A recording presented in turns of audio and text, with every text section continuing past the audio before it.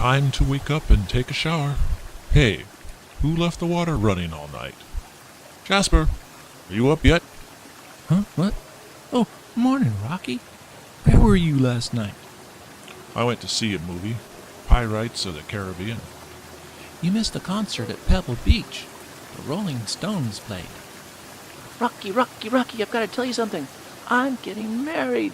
What? When did this happen? I met her last month when I went to visit my brother in Boulder. She comes from a real solid family. I've been seeing her almost every day now, and yesterday we decided to cement our relationship. That's mighty fine news, Sid. What's her name? It's Opal, and she's the prettiest gem in the collection. Opal? Yeah, I know her. We danced at the concert last night. Opal, she's the greatest. Last night, she said she had to pack for our trip to Portland. Boy, she sure can dance. And she's such a great kisser. Opal. Sid, I'm sorry. We were so happy. I thought we'd spend the rest of our time together and have dozens of pebbles and gravel. Opal sings, Opal dances, la-da-da-da-da-da-da. I'm sure you can survive this. What's going on? What's wrong with Sid? Hi, Gypsy. Sid just got engaged, but it seems that his girl may think she's still on the market. Opal is heavenly. Dee-dee-dee-dee. I thought I was her rock, and I was going to put her in a magnificent setting. But it looks like she's just a loose gem. These things happen. Why, I remember when I was just a stone. I had a crush on a girl I met at the quarry, and... I don't think I can bear this mountain of pressure. Don't come ungrounded. Ember, Ember, she waltzes and spins. La-da-dee. Amber? Yes, Amber. Did I say Opal? I meant Amber. I love a girl named Amber. Amber. Oh, There you go, Sid. Opal's still the same girl you thought you knew. Chalk this up to mistaken identity. Yeah, no need to worry. Shall we slate your wedding for next week? I guess I was worried for nothing. But it wasn't my fault. Yeah, don't go losing your marbles again.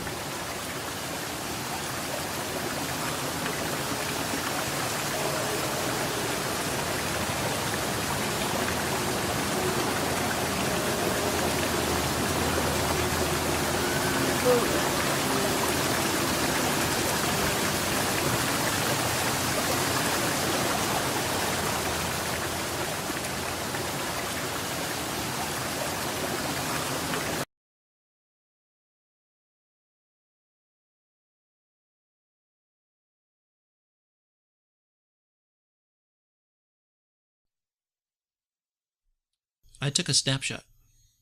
I try to carry a camera around with me all the time. The iPhone is very nice, but today I had my digital Micro Four Thirds. By accident, I was passing through the Japanese gardens in San Jose because I'd parked in the wrong parking lot. The sun was going down, but I found the perfect spot for a picture and quickly snapped it and went on my way. Later, I put the picture on my computer screen at work and got many compliments. Had I traveled to Japan? No, just San Jose. But as I stared at the picture, I noticed that it was looking back at me. There was a big knot on a tree branch right in the middle of the picture, and it looked just like an eyeball. I had seen this kind of eye before, right outside my office window. The tree was silently staring at me all day long as I worked, making sure I didn't take any shortcuts, didn't doze off in the afternoon. The tree was back, this time on my screen, still watching me. And there were faces in the picture, too. The big stone in the middle looked like it belonged to Easter Island, a monolithic presence casually tilting its head back, perhaps to laugh or to whisper some joke to its neighbor, the tree with the eyeball. There were lots of interesting stones in the setting, and they all had at least one face that could be imagined on their surfaces. One or two even looked like a dinosaur ready to emerge from the lake like Nessie from Loch Ness. I was also looking for movie ideas and thought that this would make an interesting and challenging movie. I envisioned a chorus of singing rocks, a rock and roll band, you might say. I had some ideas about how to animate the rocks, no rolling yet, but there was one little snag that I had to overcome. The waterfall was an important and beautiful part of the scene, and it had to be moving. I needed to go back and catch some video. This was going to be a movie, after all. I finally made it back to San Jose and brought a tripod and took lots of shots of the rocks on the waterfront. I even took shots of the water at the top of the falls, which would come in handy later, as you shall soon see. I thought about getting people in the movie to give the rocks a reason to sometimes hide, but I did not feel okay secretly filming random passers-by, That didn't work out. I did find some other rocks in the park and had visions of sequels and series of music videos, perhaps in the future.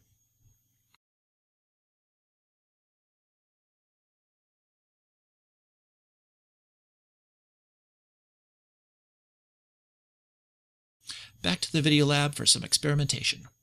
I studied the picture, picked out the rocks with the most character. The big rock in the middle with a great nose and jawline and heavy eyebrows, and even a neck, was going to be the leader, the star of the show. I named him Rick Rock at first, but ended up always calling him Rocky anyway, so I changed it and hoped to come up with lots of other good names for the rest of the crew. I considered animating the rocks in place, but realized that would require a more complex single shot with all the characters interfering with each other.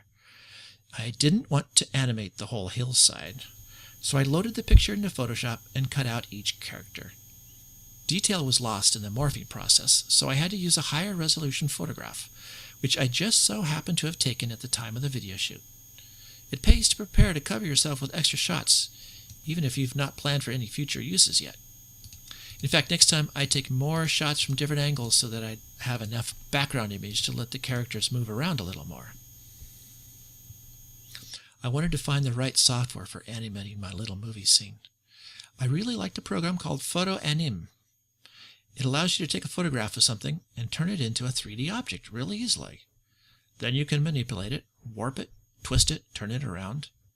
You can add bones to an image and make a photo dance. This is really great, and I could see using these tools for lots of other ideas, but it looked a little expensive for programs supported by just one guy, and it didn't do some key character animation that I really wanted for this project. Then I looked at Crazy Talk Animator Pro. I'd seen a demo of this software and knew it was a complicated and full-featured program.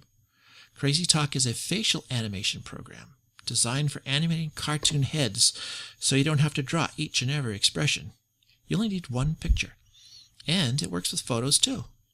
The Crazy Talk Animator Pro version also adds full-body 2D animation tools for creating a full cartoon movie and includes the facial animation features of the simpler Crazy Talk. And it had a bigger company behind it. I may still get Photo Anim if I get some time to do some more movies, because it has some awesome tools. After some time using the Crazy Talk program, I decided that it wasn't as easy to edit and develop a full movie as I'd hoped. It was very similar to keyframe object manipulation in Premiere, but every time I thought I knew what to do, I couldn't figure out how to do it.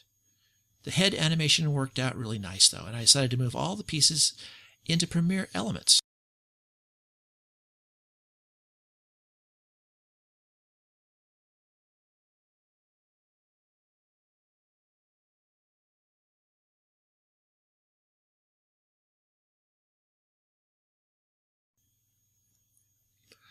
I needed to set the stage. I had a minute or so of running bubbling water, but I needed more than that for the full movie, so I looped the shot. When I put the movie of Rocky into the picture, I noticed too much movement in the background, movement that I'd have to cancel or match with all my characters. I'd had a tripod, so I expected the background to stay put, but no, it wanted to wobble. This made the seam where I started a new loop to be very obvious as well. I had to have the falling water in a waterfall. I was hoping to catch slight movements of the leaves of the trees as well, because that really makes it look real. But I could live without the wind and the leaves, but not without the water. I decided to use a still shot for most of the background because I really needed it still, especially if I zoomed in for a close-up. I edited the opening shot where I pan in from stage left and picked the place where I wanted the action to begin. I ended up digitally zooming in just a little to match the work I later did. I took a screenshot and dumped that into Photoshop. Placing this picture on top of the looping waterfall let the water show through, but froze the rest of the background. Now I could make my movie as long as I wanted.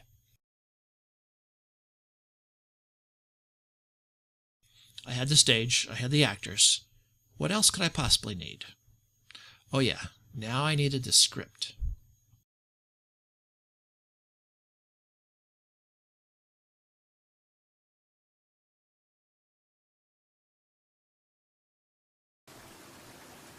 I did some tests with the hymn Rock of Ages. That would have been a nice song and appropriate for rocks. But were the rocks in church or something? Will you two quiet down? I think someone's coming this way. What was that? Oh. What? Oh. Never mind.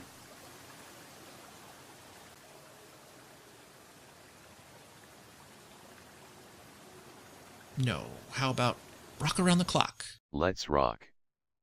Around the clock tonight.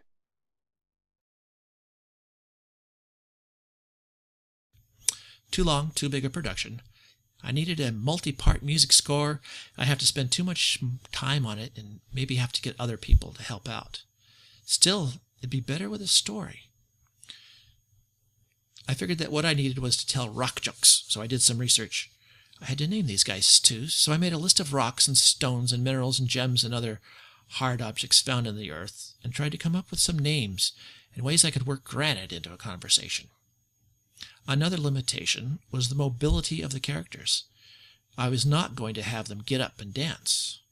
They had to talk about things that happened somewhere else or talk about things that were going to happen. I decided to do a love story, but I couldn't show two rocks meeting at a concert or having a misunderstanding, then a breakup, and then a makeup all right there at the waterfall. That's when I decided to add a goofy character who got everybody mixed up, caused a scene, and then remembers that there's no real problem at all. That made it easy to build up the story and exposition and have the solution without even bringing in the girlfriend character at all. The only stage direction was having the characters wake up and enter the conversation. I now named each character. Rocky is the laid-back lead, and Jasper, an aggregate of microquartz, is his buddy, or straight man. Sid, who may or may not be made of obsidian, has found love and is excited to tell everyone of his upcoming nuptials. The little igneous rock, who's called Iggy, is the source of all misrepresentation and misunderstanding. He sometimes seems to live in his own little world. Finally, Gypsy, the gypsum rock, is the last one to appear, and is helpful in settling down the others and smoothing out the ending. I needed two other female rock names that sound similar in order for the story to work. Opal and Amber were two good names, even though Opal is a gemstone or mineraloid, and Amber is just fossilized tree resin and not a rock at all. The names work too well together to try anything else. Rock of Ages became On the Rocks, and almost every sentence in the script has a pun or double meaning. I exhausted all my rock jokes.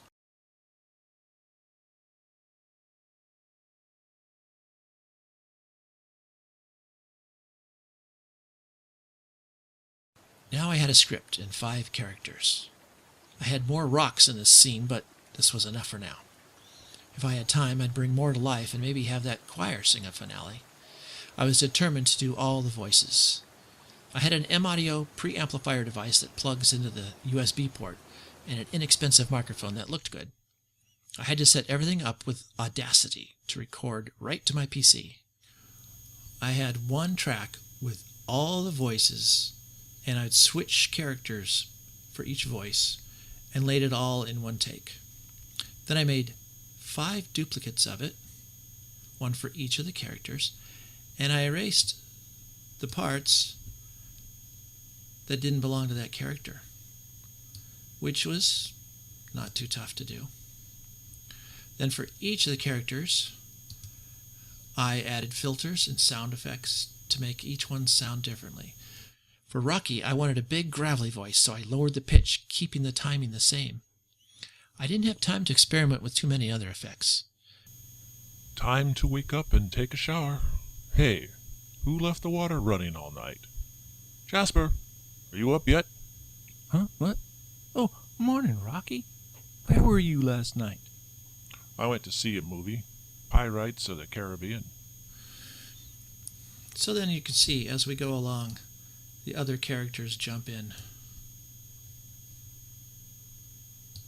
We were so happy. I thought we'd spend the rest of our time together and have... And let's see, finally, Gypsy gets to say something. Yeah, no need to worry. Shall we slate your wedding for next week? So I don't know if anybody caught the puns in that line, but slipped it in there pretty quickly. The only other sound effect in the entire movie is the running water of the waterfall. The sound from the video I was using was too subtle, but because I had taken other shots from the top of the waterfall, I had good close-up burbling and gurgling, which I looped over and over on the soundtrack. I liked this sound so much that I decided not to have any music in the video whatsoever. It would have overwritten the natural setting of the scene.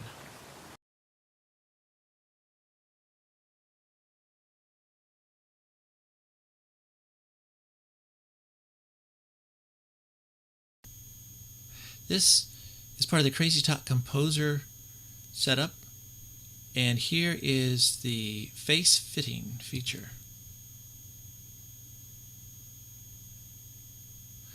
So here's the rock. He's been cut out of the background already, and you can see here's your typical person, a head with all these points describing where his eyes and nose and mouth are.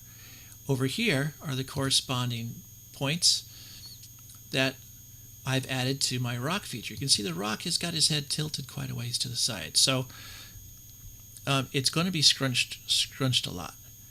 The nose and the mouth, of course, the mouth is very important. And if we go to a more detailed, you can see that maybe this button over here needs to be placed in the middle of the nose. This nose is a rock feature. The mouth, I just picked a mouth out of the middle of the rock to make it look pretty good. I think this might want to go down here. We can then set the how the face is positioned. You can see this is the nose here. This is as close as I can get it. There's different kinds of faces. I figured he had a big jaw. If you got a pointy nose, then I'd want to pick that guy there. But this seems to work the best. Now we're designing the eyes. The rock doesn't have any eyes, so I had to give him some. There's a whole range of different eyes you can choose from. From the cartoon eyes,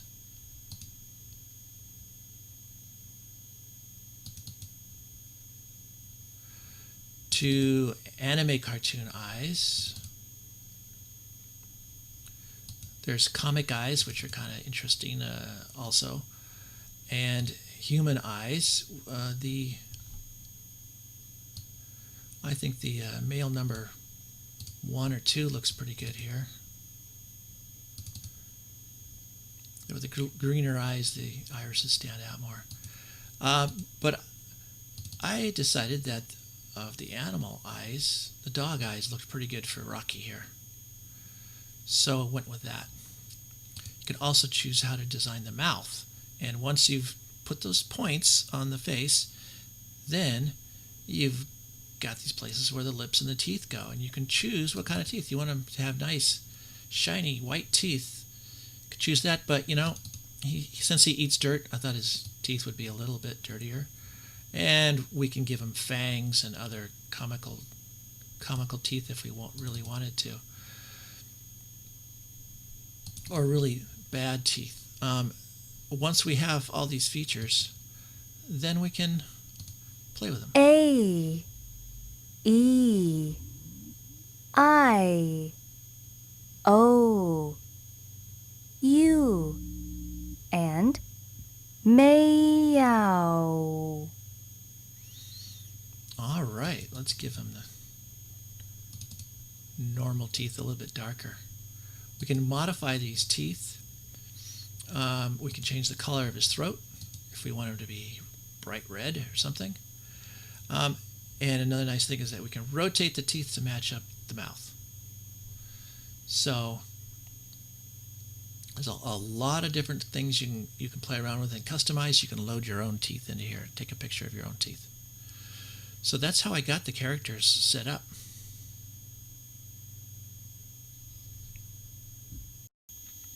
Down in the right hand corner we have the live mouse cam, so you can see what is happening when you move the mouse.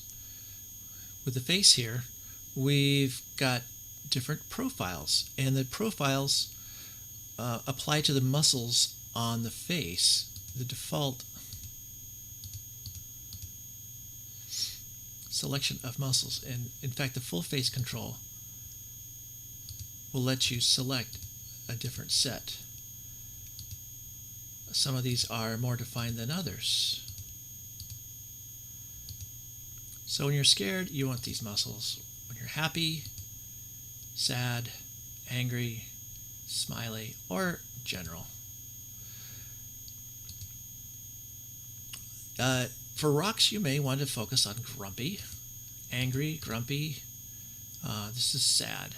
Let's do a preview here, and you can watch the mouse movements as we preview what happens to the character.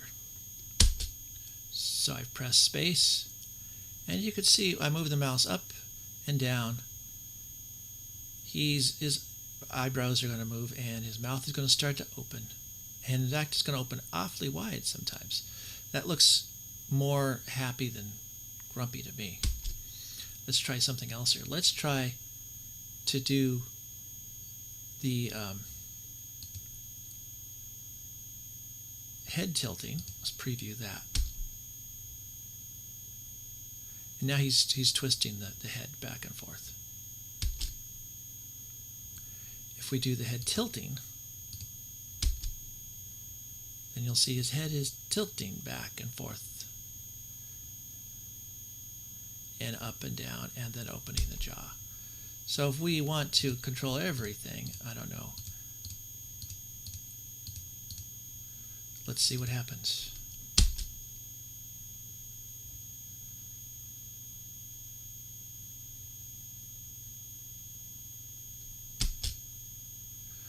So that's basically how you get character to perform. You are playing the soundtrack in the background so that you can hear the vocalizations, and when they're reacting, when you know they're looking one way, you could say, okay, I just want to control the eyeballs and have the eyes look back and forth. You can turn off everything but that one feature that you want. And one of the key is this button here, blend data on next recording.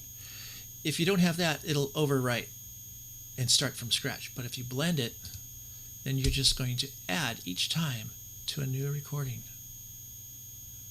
So here there's no mouth, there's no eyebrows, it's just the eyes, and then the head will go with the eyes.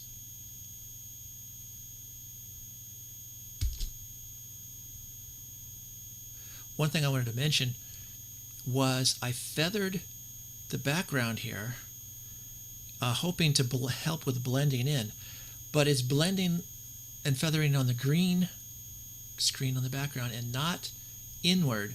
And so if I did it again, I'd make sure that that was properly done, and that might help blend it when we move it onto the real background in the movie.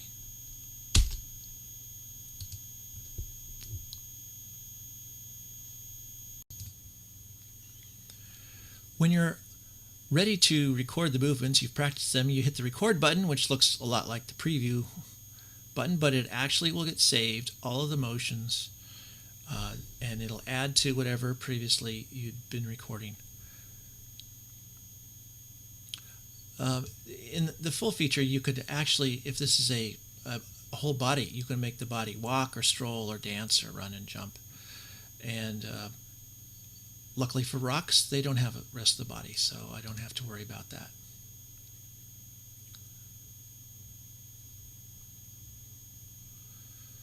So let's get back and listen to this guy actually perform. Time to wake up and take a shower. Hey, who left the water running all night? Jasper, are you up yet?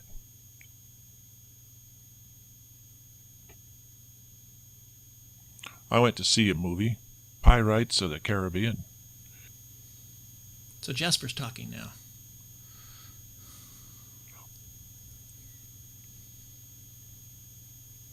What?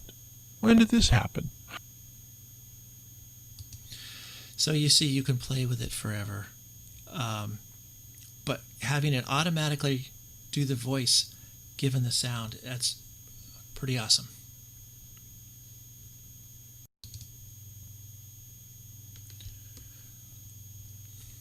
Let's take a look at animating his eyes.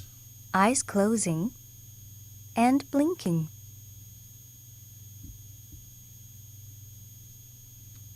And another thing we can check out is whole head movement.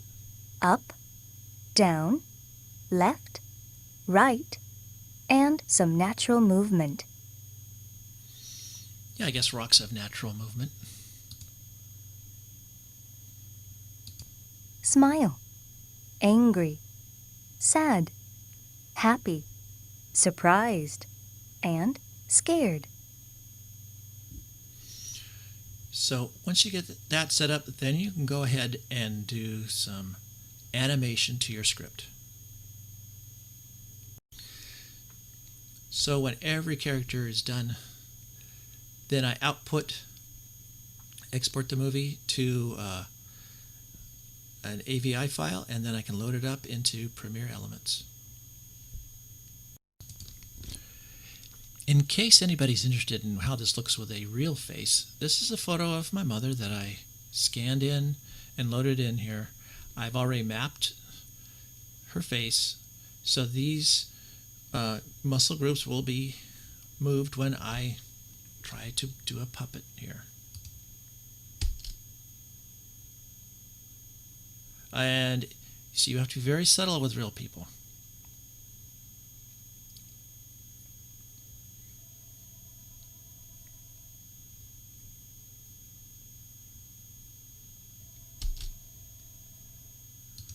Let's see about making her scared and grumpy at the same time.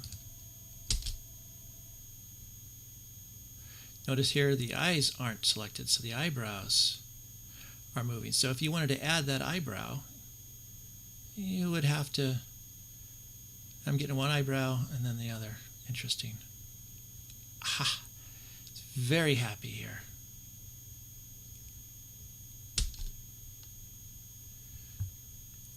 If we wanted just to control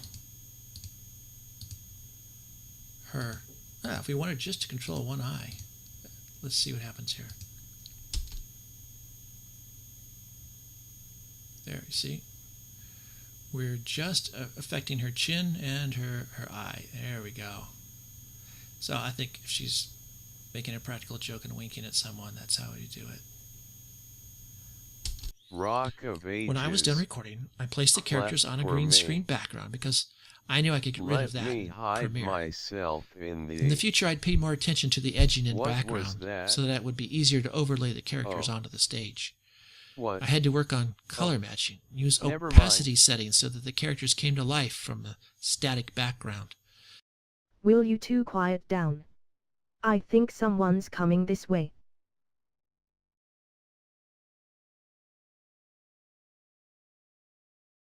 Also, the character animation started with a still photo and had to match up with a video picture. Even though the pictures were taken with the same camera at the same time, from the same position, there were enough differences with the finished media to make it a chore to match up color and even the shapes sometimes. So keep that in mind and match them up from the start.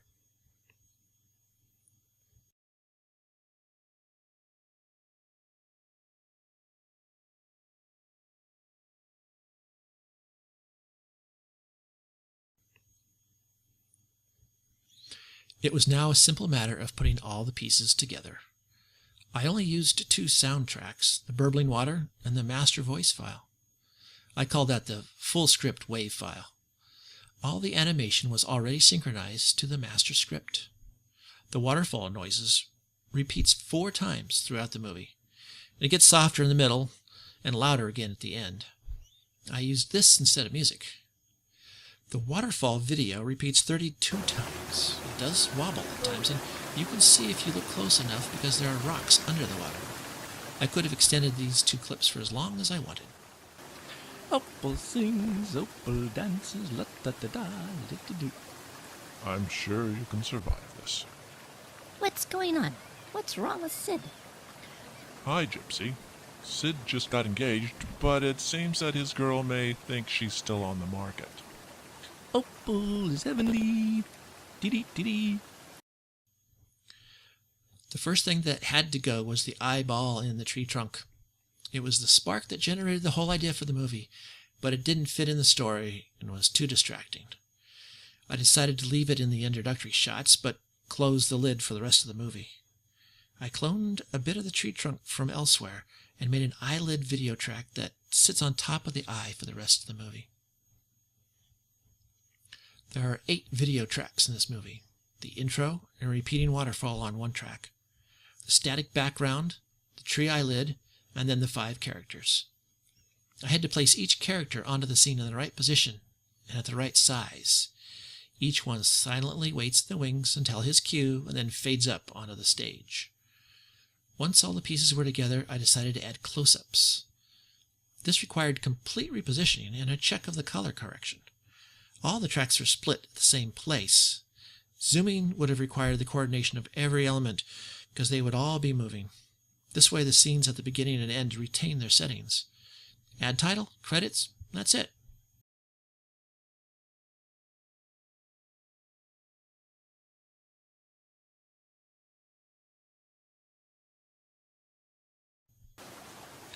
What lessons did I learn and what would I do to improve the movie?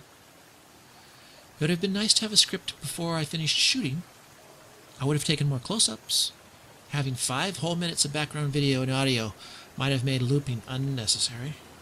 But part of the fun is looking at what you've got and trying to invent something with the pieces. I would have liked to animate more objects. There are other rocks with faces waiting for their turn to speak. And that concrete lantern was always going to get a line or 2 at the end. Enough! I can't put up with you anymore. With the tracking software I have now, I would attempt some panning and zooming during the animation. And these guys need a song or 2. If I had a soundproof booth for the recording, there would be much more to the soundtrack. I still have these characters mapped out, waiting for a new script, so a sequel is always a possibility. Just send me your rock jokes because I've run out.